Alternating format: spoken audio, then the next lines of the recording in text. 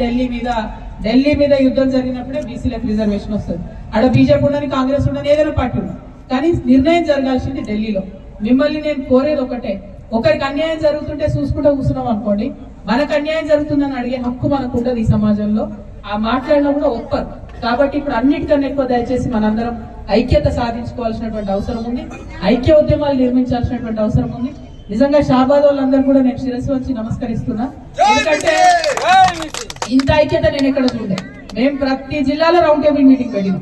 మేము మీటింగ్ పెట్టి పిలిస్తే అందరు వచ్చి మాట్లాడారు. కానీ వాళ్ళంతటా వాళ్ళు ఇట్లా మీటింగ్లు పెట్టుకొని మమ్మల్ని అయితే ఎక్కడికి పిలవాలి. నేను ఫస్ట్ మీటింగ్ వస్తున్నా కాబట్టి ఐఎమ్ వెరీ వెరీ హ్యాపీ.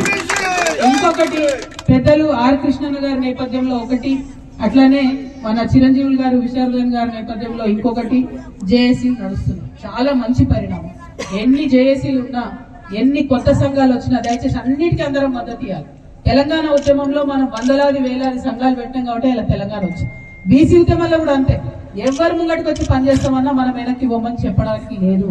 ఎవరు కొత్త సంఘం పెట్టని స్వాగతించాలి, ముందుకు రమ్మనాలి. ఎందుకంటే అల్టిమేట్ గా ప్రెజర్ పెరగాలి.